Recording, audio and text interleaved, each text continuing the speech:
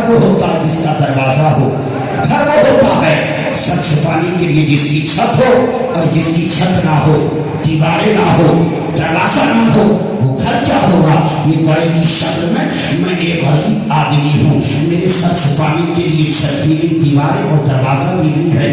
کہا تمہارا مشورہ کیا ہے؟ کہا میرے پاس صرف بیٹیاں ہی بیٹیاں ہیں، کوئی بیٹا نہیں ہے۔ مشورہ یہ ہے کہ میں جنگل جاتا ہوں، لکڑیوں کو چنتا ہوں، اکٹھا کر کے طاقت کے مطابق ان کا گٹھر بنا کر اپنے سر پر رکھ کر اس بستی کے چوراہے پر آ کر کے اعلان کرتا ہوں، ہے کوئی شخص جو مجھ غریب سے لکڑیوں کو خرید لے تاکہ میرے گھر کا چولہا جل جائے؟ اگر کوئی خریدتا ہے تو میرے گھر کا چولہا جل جاتا ہے، نہیں خریدتا ہے تو گھر کا چولہا نہیں جلتا ہے۔ 3 دن سے مجھے بخار نے پکڑ لیا ہے، اس لیے میں جنگل نہیں جا پایا ہوں، اس لیے 3 دن سے میرے گھر کا چولہا نہیں جلا ہے۔ میری بچیاں میرے قریب بیٹھ کر کے کہہ رہی ہے ابا جان کیا بستی والوں میں محلے میں کسی کو معلوم نہیں ہوا ہے کہ ہم 3 دن کے بھوکے ہیں؟ ابا جان کیا ہمیں کھانا نہیں ملے گا؟ تو میں اپنی بیٹیوں کو اپنے قریب بٹھا کر کے کربلا والے حسین کی بیٹی حضرت سکینہ کی داستان سنا رہا ہوں۔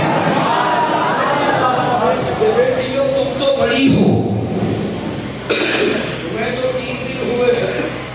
وہ کربلا کہ جہاں 7 سال کی بچی نے 3 دن تک نہ کچھ کھایا نہ پیا، ہم اسی حسین کے ماننے والے ہیں، انہی کے غلام ہیں۔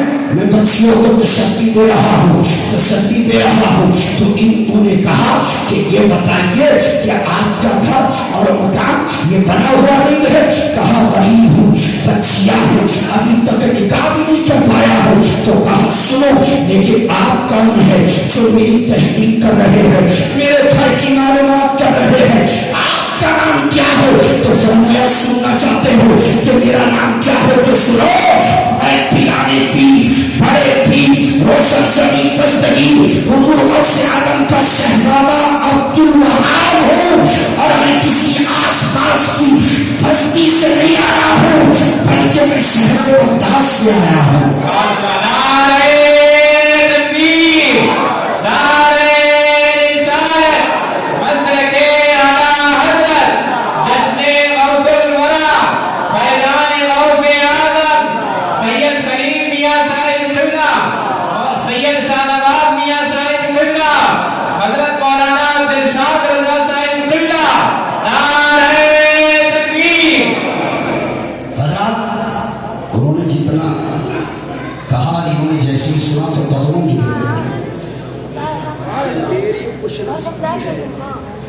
کہ میں غوث اعظم کے شہزادے کی زیارت کر رہا ہوں۔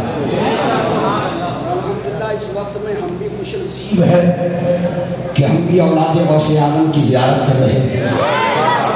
حضرات اٹھایا، سینے سے لگایا اور فرمایا کیا غوث اعظم کو کبھی دیکھا ہے؟ تو غریب رونے لگا اور اس نے رو کر کہا میں بڑا غریب آدمی ہوں، بغداد جانے کے لیے سواری چاہیے، اونٹ چاہیے، گھوڑا چاہیے، میرے پاس درہم دینار پیسہ نہیں ہے کہ میں گھوڑا یا اونٹ خرید کر بغداد جاؤں، لیکن ہاں البتہ میں نے کتابوں میں، میلادوں میں، جمعے کو مسجدوں کے منبروں سے پیران پیر کا نام برابر سنا ہے اور سنتا رہتا۔ تو انہوں نے کہا کہ ایک بات بتاؤ کیا تم پیران پیر کو دیکھنا چاہتے ہو؟ سبحان اللہ۔ اس غریب نے کہا میرا یہ مقدر کہا کہ میں پیران پیر کو دیکھوں؟ کہا تیرا مقدر آج عروج سوریہ پر جا چکا ہے۔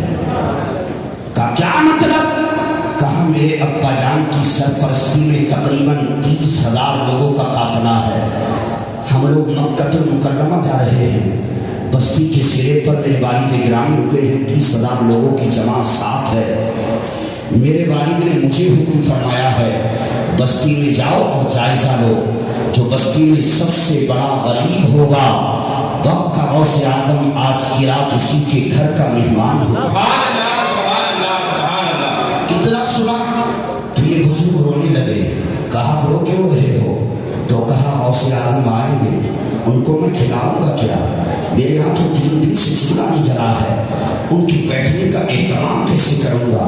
میرے پاس تو کوئی نئی چادر بھی نہیں ہے, ان کو بٹھاؤں گا کیسے, کھلاؤں گا کیا؟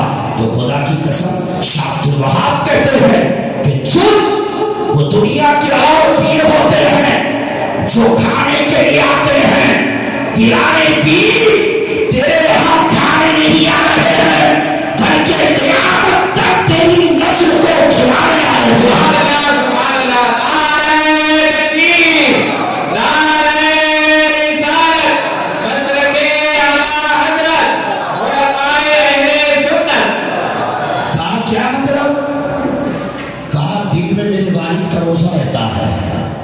جب افطار کا وقت ہوتا ہے تو ان کے پاس کھجور ہوتی ہے, اسی سے روزے کی افطار پانی ہوتا ہے اس کو پی لیتے ہیں.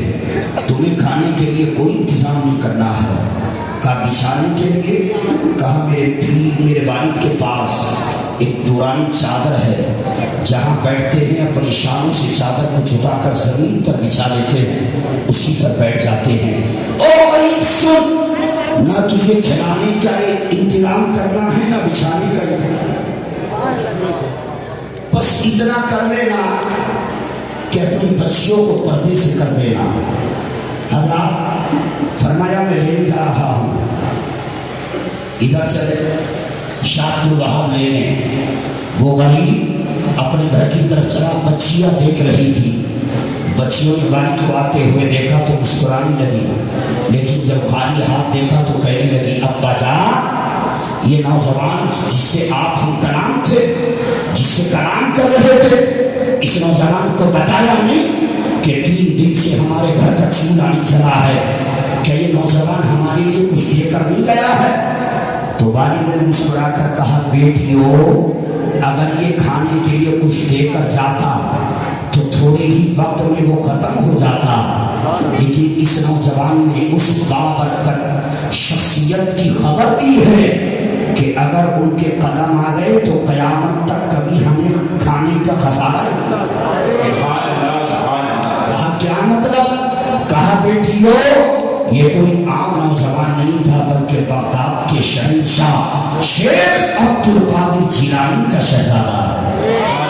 میری بچیوں, آنے والے ہیں پیرانی پیر, گھر کو تھوڑا سا صاف کر لو, پردے کا اہتمام کر کے پردے سے بیٹھ جاؤ, اس لیے کہ وقت کے غوث کی آمد ہونے والی ہے.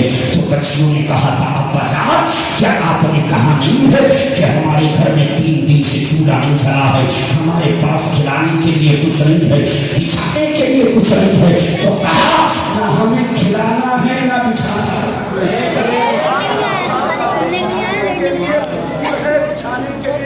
چادر عرض کیا ابا جان, میں نے پوری بستی کا معائنہ کیا, جائزہ لیا, آخری سرے پر جا کر کے مجھے ایک غریب آدمی ملا کہ جس کے سر چھپانے کے لیے چھت نہیں, دروازہ نہیں, دیواریں نہیں, بچیوں کا ساتھ ہے, گڑے کی شکل میں لے کر بیٹھا ہوا ہے. ابا جان, میرا دل کہتا ہے کہ پوری بستی کے اندر اس سے زیادہ کوئی بڑا غریب نہیں.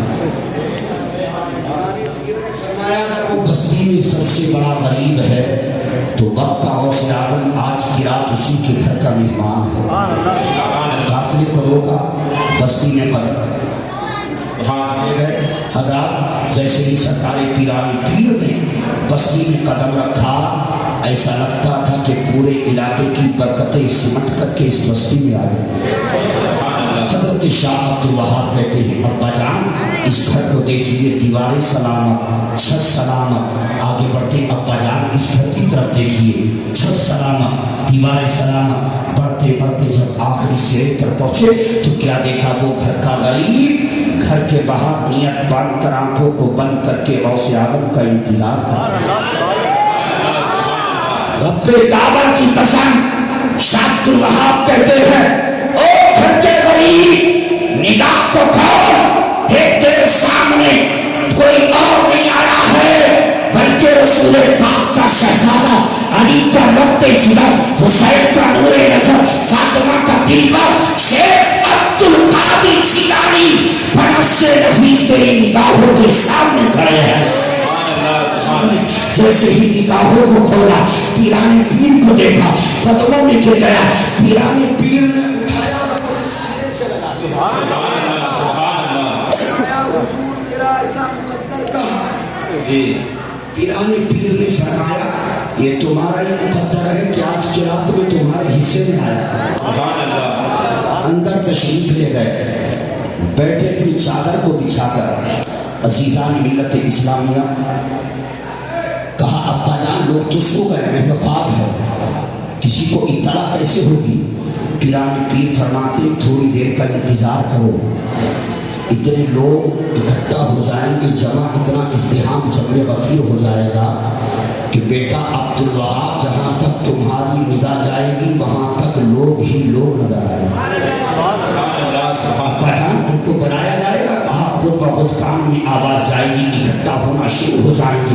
लेकिन ऐश अब्दुल वहाब सुनो, तुम खुद अपनी मर्जी से अंदर मत भेजना, बल्कि मैं अपनी मुलाकात का तारो मदार इस घर के गरीब की मर्जी पर रखता हूँ। ये जिसको अंदर भेजेगा वक्त उसी से मुलाकात करेगा। अब बाहर खड़े हो जाओ। आकर के खड़े होते हैं। हजरत शाह अब्दुल वहाब फरमाते हैं रब्बे काबा की कसम, जब हम खड़े थे तो कोई ना था, लेकिन अचानक देखते ही देखते हमने क्या देखा कि लोग आना शुरू होते हैं। 10 आ रहे हैं, 20 आ रहे हैं, 50 आ रहे हैं, 100 आ रहे हैं।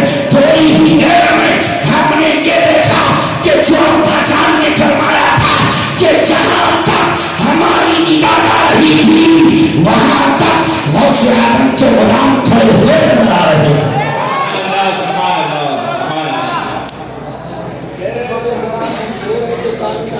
सोने का वक्त नहीं है। आज तुम्हारी बस्ती में फुला फिर के घर पर पक्का और से आदम मेहमान बना हुआ है, जाओ और दीदार कर लो। हम दौड़े चले आए हजरात गिरामी, लेकिन शाह वहाब फरमाते हैं लोगों सुनो, अब्बा जान ने अपनी मुलाकात का तारो मदार इस घर के गरीब की मर्जी पर को इजाजत देगा वही अंदर जाएगा। हजरत गिरामी उसने एक गरीब की तरफ इशारा किया और कहा मैं तुम्हें मौका देता हूँ, अंदर जाओ और पीराने पीर की ज़ियारत कर लो। जैसे ही वो गरीब अंदर पहुंचा, सलाम किया, गौसे आदम की कदम पोसी, दस्त पोसी की। सरकार गौसे आदम ने दस्ते करम रखा, इसके हक में दुआएं की। वापस आया दूसरा गरीब, तीसरा गरीब। जब एक ईमानदार पहुंचा तो उसे कहा हुजूर आपकी ज़ियारत हो गई, आपसे मुलाकात हो गई, आपका दीनार हो गया। इस खुशी में मैं 1000 दीनार बतौर तोहफा पेश करना चाहता हूँ। हुजूर ने फरमाया तो कबूल किया। दूसरा